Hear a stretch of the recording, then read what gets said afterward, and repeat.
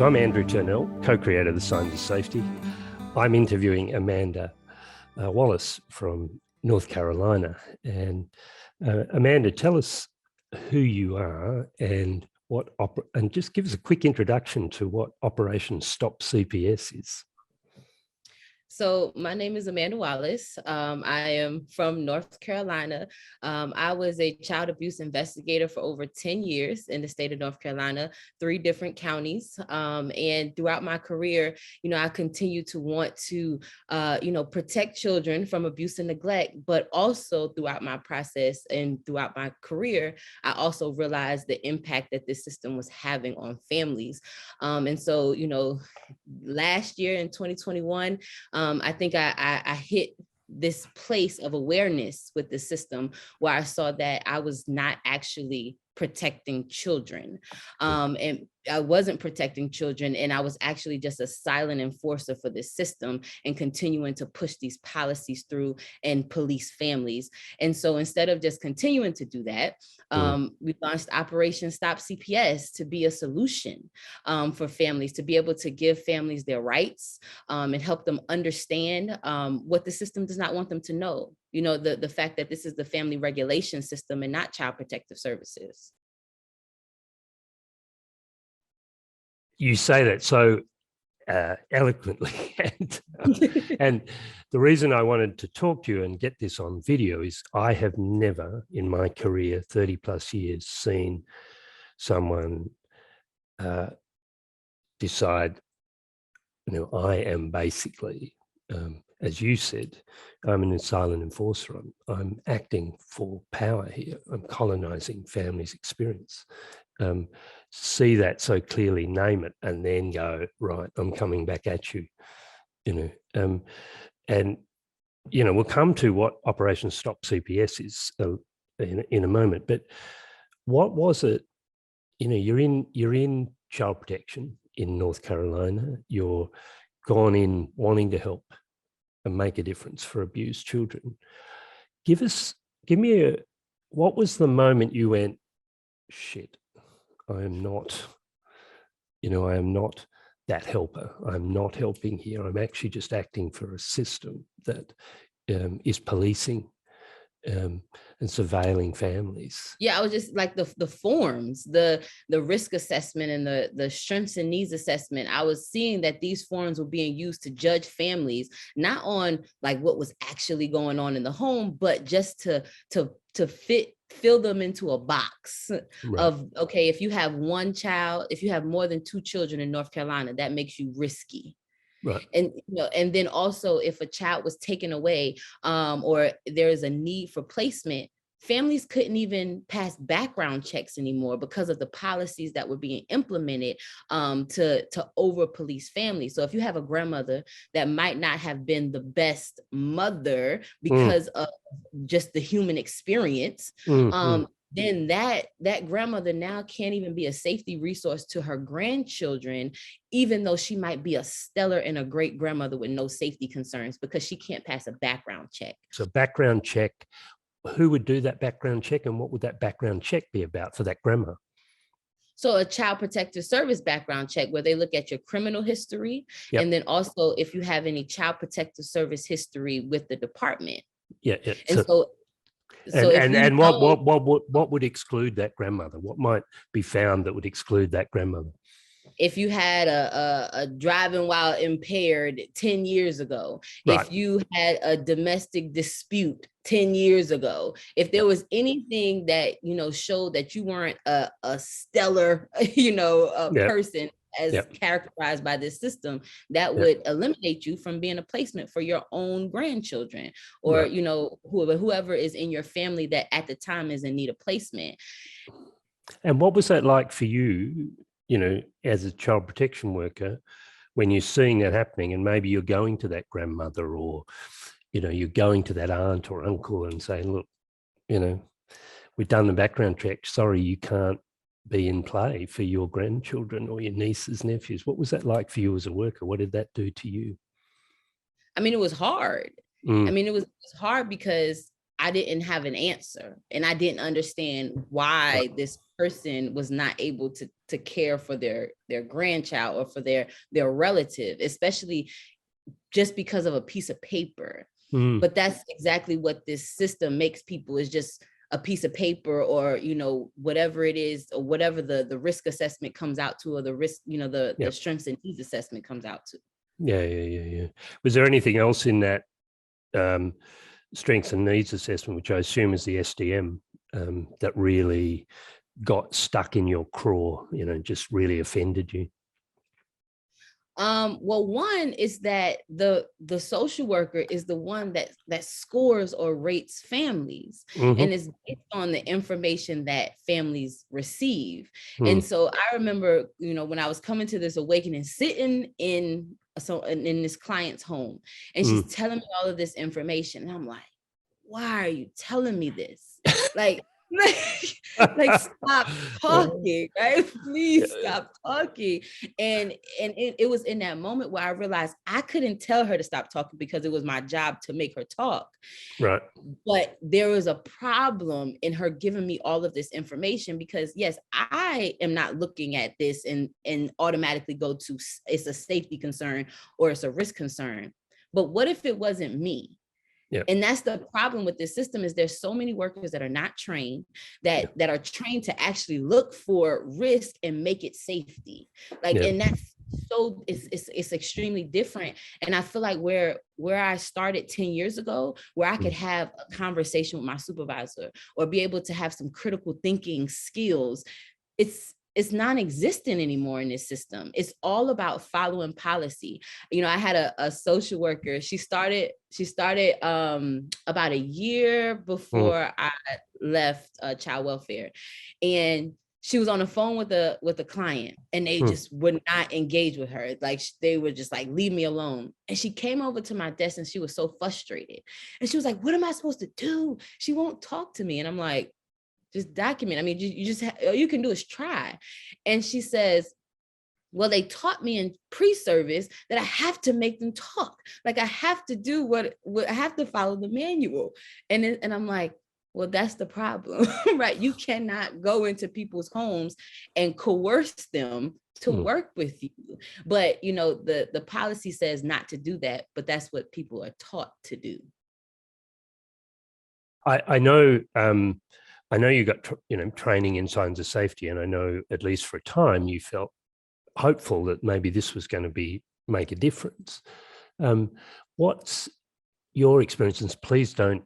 I don't think you will anyway. Don't be, stand on ceremony for me or be kind to me, because I'm the co-creator of the approach. What's your experience of what? I know you're critical of how signs of safety was used and how it could be used. What's your experience of how signs of safety was used or applied that you just thought that's rubbish, that's just oppression? Yeah, I mean, because I feel like when signs of safety was implemented in like the counties that I work for, it served as just another kind of cookie cutter. Like, every family had to follow the same approach or process, even when it didn't fit. Like, for example, like the harm and danger statements. If we went out to a home and there was no harm or danger, we still had to make up a harm and danger statement for a family. And it's like, but there's no harm or danger. Well, we have to, because it's in the approach, right? Or if we're talking to, children about like the safety house, or, what it is that they want, that information is not used to build up families or to help parents see what their children are saying. Is actually just used for the courts to say, well, this child is not safe. Look what they're saying about their home. And so, I've always liked signs of safety, because for me, I want to cut out the bullshit, right? Or the bullcrap. And I just want to get to safety. But again, I think in the conversations that signs of safety pulls out, for a system that is looking for that information, it does exactly what its intended purpose is to politely pull out the information that's used against people. Right. Yeah. And I mean, the aspiration for Signs of Safety is to create a framework where we do the work together with families. We use that middle column as the engine room to be the wind under their wings, and to really change our perspective first, and open our minds to these people have resources, they have strengths, they have, they have coping skills, they are surviving in this world where it's often oppressive for them, and to be open to that. To what extent do you think, that's the aspiration, but then it comes into bureaucracy? To what extent do you think that was able to be used that way within the North Carolina systems you were in? Say that again. So you said, to what extent do you think Signs of Safety was able to be used in an empowering way, to see the dignity of people, to see the strengths of people, to treat them as people that have ideas and could actually do things that were meaningful and could bring together people that could work with you to think through this and find solutions? Yeah, I mean, I do think that there was definitely success stories when it comes to Signs of Safety of bringing families together, like when there actually was harm and danger, like being very clear, like this is what's going on and this is what we need to see happen. Even like when we, did the statement about who needs to be a part of your safety network, because sometimes for families, they just haven't thought about it, or, they haven't had a need to build up this support system around them. But everybody needs that. And so being able to help families see that regardless of Child Protective Services is involved or not, this is just something good to have around your family as a support. And so there were situations when it was actually needed that Signs of Safety was able to bring that out and make sure the focus was on safety and not, the complicating factors around families. Yeah. And what it sounds like you're saying is that the system bureaucratized the approach. Yeah, it just turned it. Here's the process. You must have a harm and danger statement. You must do this. You must do that. You're using the children's tools to gather evidence for court. So it's been which is that. I mean, that reduces me to tears. But I see it all over the world. It's nothing unique to North Carolina, and that's the sort of system that we're trying to wrestle with. There must have been that real critical point somewhere in there. What was the point where you just said, I'm out of here? Yeah, so it was actually two cases in particular. The one case with what I was sent to the county attorney's office. I remember in that moment when I had to go and defend myself, I realized I remember calling my mom and I said, I'm going to fight back. It was a situation where I took a child into custody that I knew I should not have taken. And I fought back tooth and nail because of the same. I had built a rapport with this family. They had so much history with the department. The child had been in custody in the past, and mom had never really stopped to see the part that she was playing in the situation. And, it was in that moment where she was actually seeing it, but she was being honest in that moment. And so she was talking to me and I was documenting it. The child was talking to me and we were, having these family sessions and we were really getting some progress. Nothing new had happened. Right. But because now the in-home worker had gotten involved, because now the case had passed to in-home, she saw all of my documentation as a cause for concern. Right. And I remember my supervisor saying something to my supervisor, like, I thought that's what I'm supposed to do. It's my job to talk to families, get information, document what was said, but for change. She said, well, you probably shouldn't document everything. Right. And so I saw in that moment that, again, this is just not for me any longer. And I objected. I wouldn't even go pick the child up. They had her, they had to bring her to the office. And I remember going out as the removal, you mean? As the removal, yes. And so when we went out to see her, like a couple of days later at the foster home, myself and the foster care worker, she said, well, why am I not home? Like, me and my mom were doing fine. Why am I not home? And I couldn't give her an answer. How old's the girl? She was 13. She was 13. And so she was vocal and she was able to to say that she felt safe at home. And so in that moment, when I couldn't give her an answer, like I realized that just, it wasn't for me any longer, because I pride myself on being able to tell anybody why I made the choice that I made. And I didn't have an answer for that. And in my administrative hearing, the day that my last day, that child was living in the building. Yeah. And so she was living in a cot in the building, and she walked by. I was sitting in that office by myself, waiting on a deputy director to come inside to start my hearing. And she walked by to use the bathroom. And I realized in that moment that I was in the place that I was supposed to be in, and I was walking in my purpose, and I wasn't supposed to work for this agency anymore, because it was my actions that led to this child living in this building. And if I was going to continue to work this way, I couldn't do it, because I have to live with that. I don't even know where this child is right now. I don't even know the impact that this mom, they weren't doing well when I left, but I have to live with that. And there's no job on this earth that can make, allow me to silence my morals and my ethics. And you must have seen other workers, practitioners that come to a crisis point and they don't make the choices you made. What are the other choices you see people have seen people making? When they're in their grief and their distress about what they've been asked to do or what the system's doing.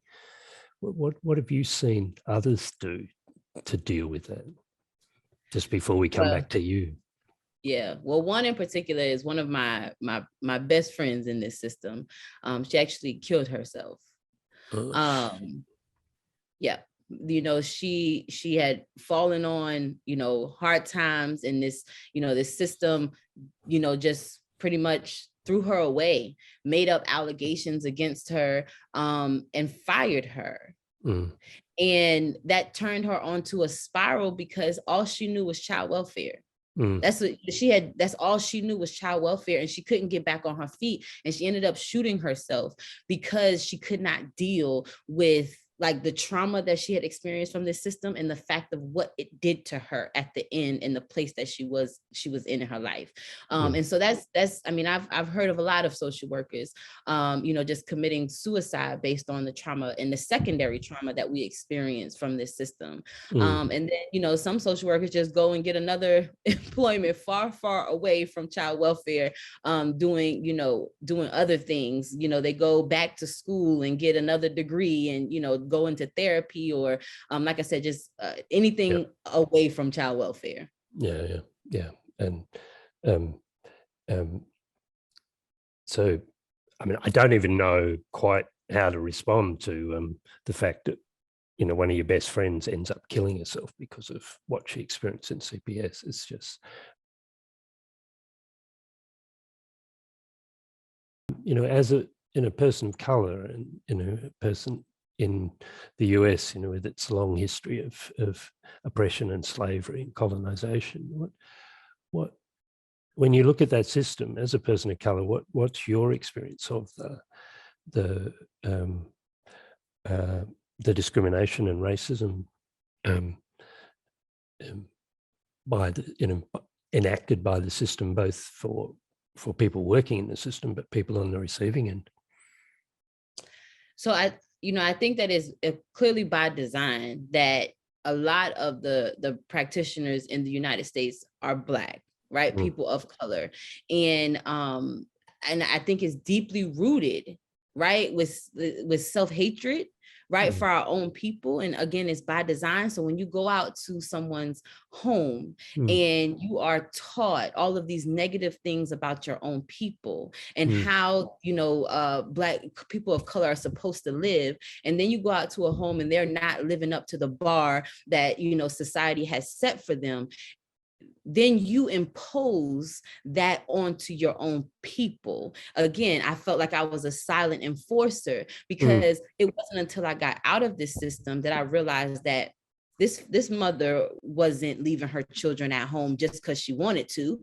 It was because she had to work, because of how the system was created, to ensure that she had to choose between her children and feeding her children and watching her children, because you have to make a choice. right? And so, and even when it comes to the policies that are created, like I said, we go back to like how mandated reporting.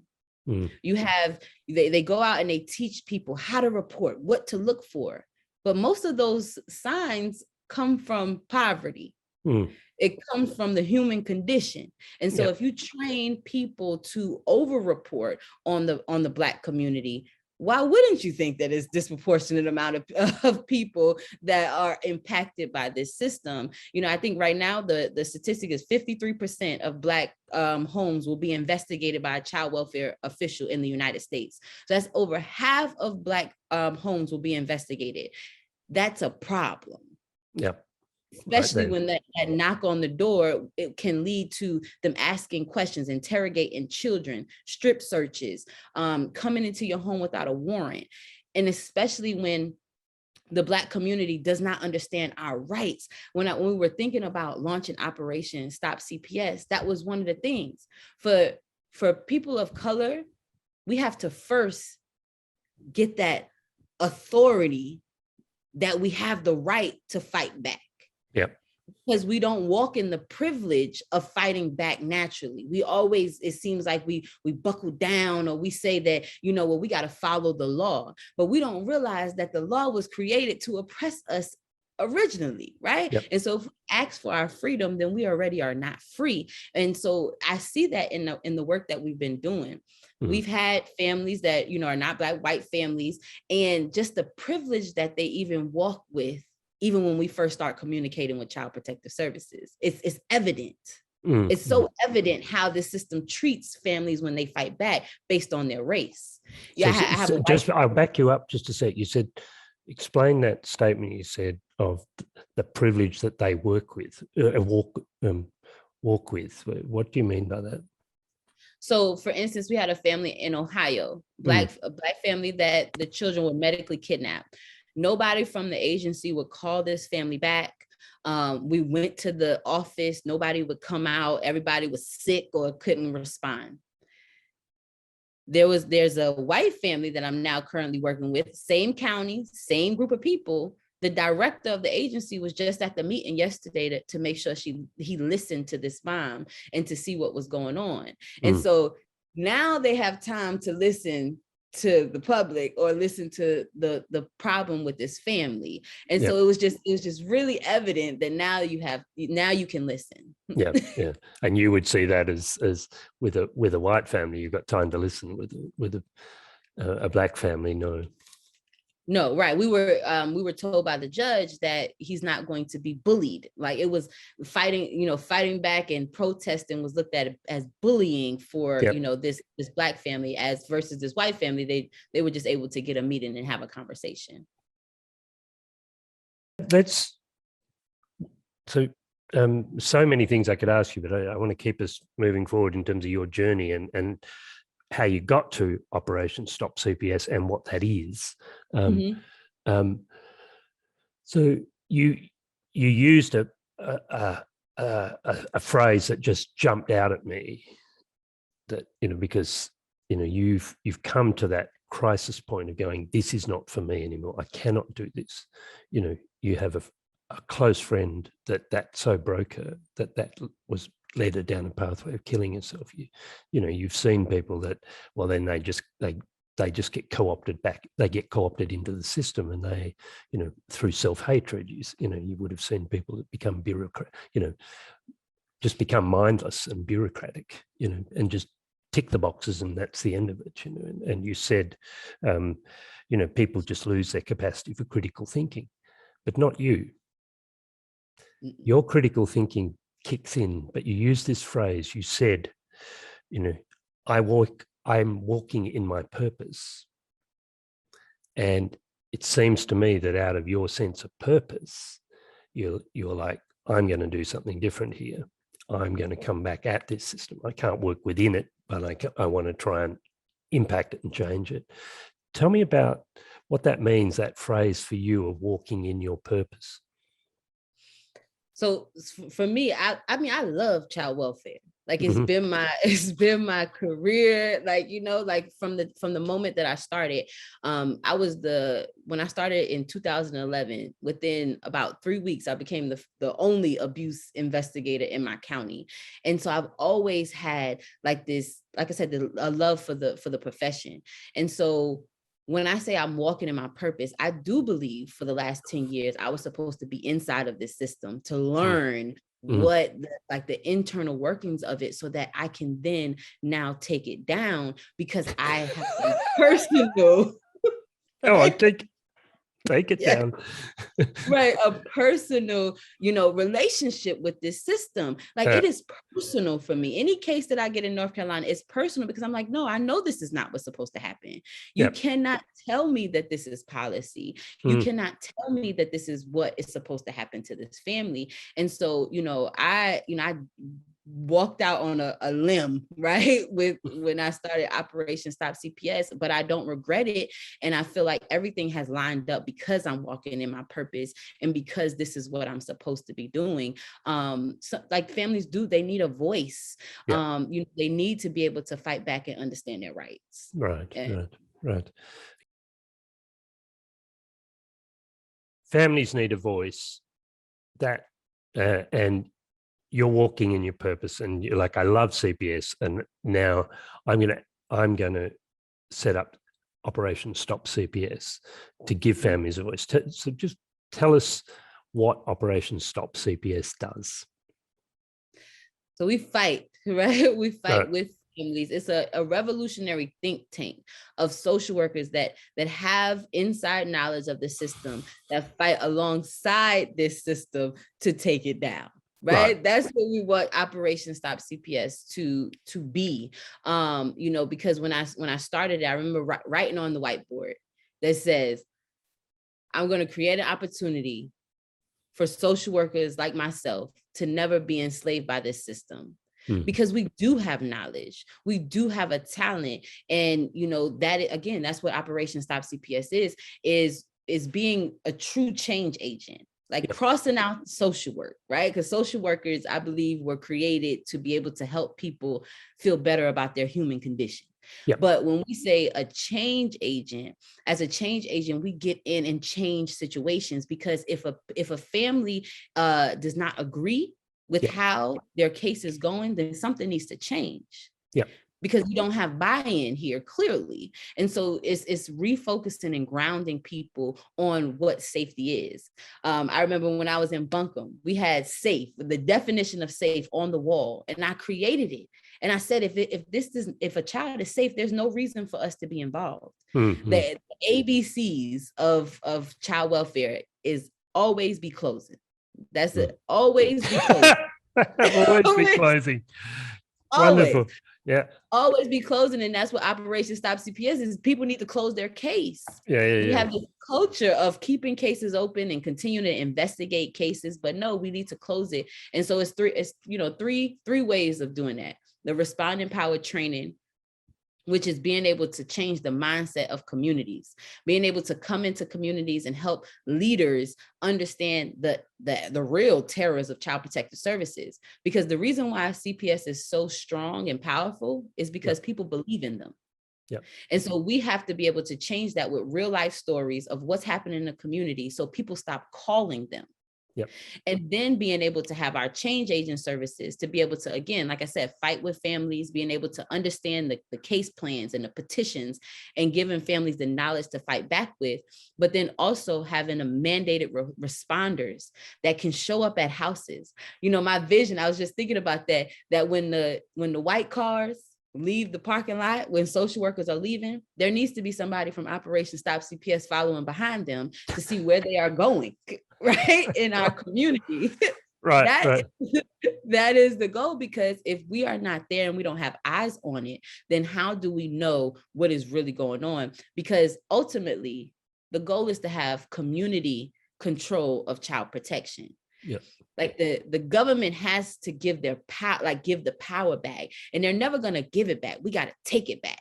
And how we take it back is being able to build community so that we can do that. So who have you created Operation Stop CPS with? So the co-author of the Respondent Power Guide, Tafera Austin, is who was the co-founder of Operation Stop CPS. Unfortunately, there was a case in Kentucky where there was a 2-day-old baby who was ripped out of his mother's hands. And because of that, we went to Kentucky to protest and we were arrested. And, we spent 29 hours in jail. And that weighed extremely heavy on Tafera. And so she has had to take a step back from the movement and from Operation Stop CPS. But that is who I created Operation Stop CPS with. So just tell me, what were you arrested for? What did they think you were doing that led them to feel they had to arrest you? Contempt of court. I had never stepped foot in the courtroom because we were told we couldn't come into court, but it was for contempt of court. And so when we came inside the courtroom, they said we had broken a rule of the court because we had released the body cam footage of the child being kidnapped from his mom's arms. Right. Yeah. Right. And so we had to pay, bond, and it was the first time that either of us had been arrested, and it was a bad situation. Luckily, for me, I knew that I was getting out. I knew I was going to get out, and so it was a mind game. And as we really think about the pipeline that this system creates, even for foster for youth and people that speak out against it, it was really the first time that I felt that I was not free. Yeah. And it pissed me off even more, to fight back against this system. But yeah. So you said, your aim is, and the purpose is, to set up a coalition of people. Yes. And of revolutionary social workers, I think you said. Yeah. And we are, just launched our official change agent services about 3 months ago. Prior to launching our change agent services, we've just been kind of traveling around this country, helping families, seeing what families actually need. And so now just being able to create the framework for what change agents will do, so we can expand across this country. Right. And you've got a manual, haven't you, for families if they're caught up in CPS that informs them about their rights and guides them in how they should respond. Yes.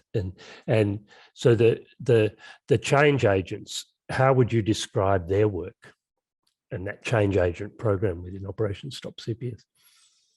So, for the change agent, initially talks to the family, to see what is going on and find the holes in the case. Like where did the case go wrong? What policies were broken? And then also, how do you change the narrative? Because the biggest thing is the narrative changing, because so many times CPS will take information and paint a narrative. If you've used any substances, now you're a substance abuser. If you had a fight with your partner, now you have domestic violence issues. And so for us as change agents, we then look at the petition and see how we build a case for the family. And so if they're saying that you have concerns with substances, who can you get as a witness to say that you don't? What evidence do you have to show that this is not who you are? And so it's just, again, it's helping families build their case against what Child Protective Services is saying. We also, show up for court hearings and protests, like I said, outside of, the courthouse or on Zoom meetings. So again, just being able to change the power differential between families and the system. Yeah. So where you've got into trouble is when you have come in alongside families and acted for them or with them, is it? Right. Right. Exactly. Because the system, they don't know how to take it. Like, they're just used to being able to funnel families through this system. We take your child, then you go to this court process and this court date and this court date. But for us, we truly try to stop it, slow it down and stop. We want to, stop this train from barreling down and, just kind of railroading the family. Yeah. So, I laughed before when you said the ABC of child protection is always be closing, which I think is just a fabulous one-liner. and what you're describing, those change agents doing, and your change agent program is what I would want social workers within children's services to be doing. To always be closing, to be the wind under the wings of the family, to be helping, find those, their all the things they're doing and their strengths and all the reasons why they should have their kids, to balance and offset and really foster them thinking about what do they need to do to show CPS they can have these kids. What is it? So back to CPS, what is it that you would say just gets in the way of the system being able to grow social workers that can always be closing? The root of this system, the root and the culture of the system is to not close cases, because if you close cases and prove that families actually are safe, then you don't have a justification of why you need to increase funding to create more social work jobs or create more programs to heal families. It goes against the design of the system to justify the need. So the whole system sets up, as you said, as a pipeline to be taking kids, to professionally servicing kids, to be and so on. And to take them into foster care, to take away their greatness or their wealth or their natural attachments, because then they go onto the streets or they go into the prison system. They're human trafficked, and the damage that our system does, just the downstream damage, and you used the phrase early on, being a silent enforcer for that culture, for that system, for that oppression. And look, it's just such a privilege to talk to you, and you speak so eloquently and with purpose. As you're growing Operation Stop CPS, what is it that you're most needing? If people watching this saying, look, I'd really like to, support Amanda. I'd like to stand alongside her. I'd like to, pitch in here in some way or other. What sort of things are you looking for support in what you're doing? Well, the first is funding, right? Is that this system, the power that this system has comes from the fact that they are fully funded by the federal government. And so in order to build power and contending power with this system, we have to have the resources to be able to do that. Like I said, I'm the only right now change agent because this is not volunteer work. This is work, that we have to do. And so, my goal is to be able to employ change agents in North Carolina and grow this business. And so we are not a nonprofit. And so your investment into Operation Stop CPS is an investment into reinvesting into the community. And so we are, planning on having events in North Carolina to bring people out to be able to educate people, and then also win them to the movement of how do you continue to show up, because we need responders. We need people that are going to show up to protest, that are going to show up and make phone calls, that are going to send emails, so that this system knows that people are watching and that they don't just accept what what the system is dishing out. And then also, of course, people can buy the Responding Power Guide, that all the proceeds from the Responding Power Guide help, fuel this movement as well. We have our t-shirts, I have mine on right now. Right? Yeah. To be able to just show the t-shirt again and just read it out. Yeah, it says, take your knee off the necks of families. They can't breathe. Operation Stop CPS. And again, because this is George Floyd times, families cannot breathe. They cannot breathe. And, it just is getting harder and harder out here for families. And, people do not understand. I believe it was, I saw the number this morning, 65,000 parents had their rights terminated in 2020. 65,000 parents across the US. Across the US. And so that's 65,000 children. Like we have to understand that we Probably, are, if we probably, don't, probably it's more than probably over more, 100,000, yeah, or more. right? Because Yeah. that's just the parents. And so if we think about like the true impact that this system is having, if we don't step up, like we are going to have a parentless generation of children. Yeah. You know what we call that in Australia? What? That is called the stolen generation. Let me ask you a question I've been asking since, that really came to me following the murder of George Floyd. And, as I said, I've worked in Hennepin County a bit and worked a lot in Minnesota. So I know the area. And but led me to start asking this question of people, First Nations people, Indigenous people, people of color, and that is, from your experience, which system would you say is more damaging for people of color, for traditional peoples? Is it the policing system or is it the CPS system? Which do you think is more damaging for community, culture, family, and just everyday lived life? I believe it's the CPS system, the child protective system, because it's when you start to institutionalize our children. That is, you start young, and then you teach children how to then interact with police, in the policing system. So yeah, I believe it's a child protection system because it's the beginning, and it's how they begin to institutionalize our children. Yeah. Look, I could ask you more questions, and I mean, seriously, Amanda, I don't know how to express my just admiration for you. Thank you so much. Thank you for, this conversation. Like I said, it feels good to just kind of stop and, just talk.